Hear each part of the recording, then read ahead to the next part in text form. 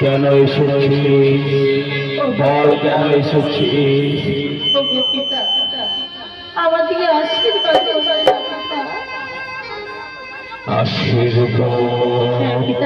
আশীর্বাদ করব তোকে।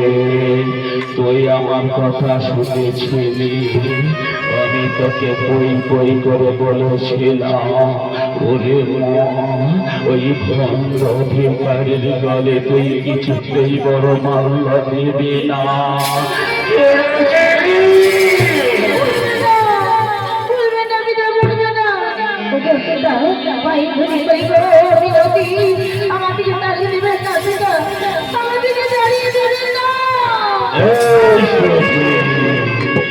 আছাড় বলছি, আছাড় বলছি,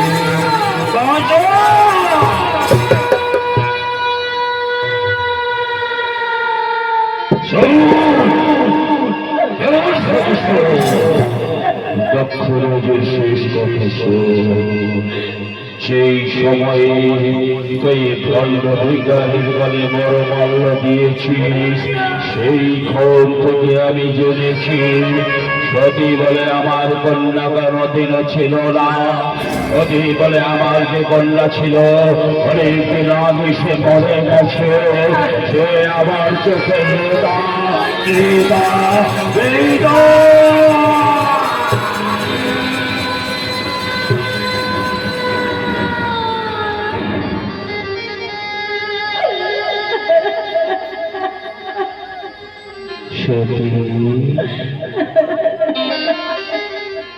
দুঃখ করো না। কেন দুঃখ করছ? তোমার পিতা তোমায় আশীর্বাদ করেনি, কষ্ট হচ্ছে। শোনো শোনো শোনো, আমার কথা শোনো। দেখো, এই যে তোমার সামনে আছে বাস্তবেরই, যেখানে তুমি বড় হয়েছ, যেখানে তোমার প্রথম চরণ স্পর্শ পেয়েছি, এই বাস্তবেরই তোমার কাছে দেবতার মতো। এর থেকে বড় দেবতা তোমার জীবনে আর তো কেউ হতে পারে না। এসে শুধু এসে এই বাস্তবেরীকে প্রণাম করে তুমি আমার সঙ্গে চলো, ওই রাজযাত্রা করবো। তাই হবে, সবে তাই হবে। এই বাস্তু দেবীকে প্রণাম করে নিয়ে তারপরে ফিরে যাব কৈলাসে। বাস্তু দেবী প্রণাম।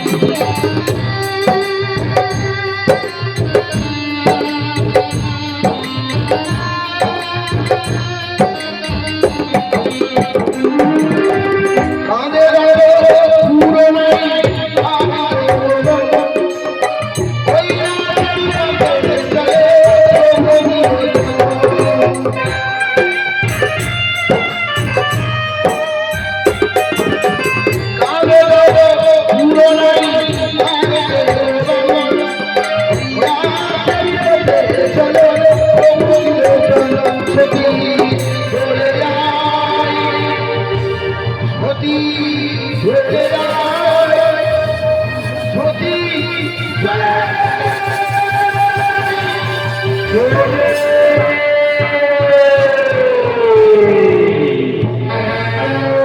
সতী কৈলাসে বাবার অসংখ্য ভক্ত নন্দী গাঁজা খাচ্ছে, ভাগ খাচ্ছে, আনন্দ করছে, নৃত্য করছে, সবাইকে ডেকে ডেকে বলছে কি জামাই দেখবি, ওরে দেখবি জামাই আমার, তোরা কি জামাই দেখবি, দেখবি জামাই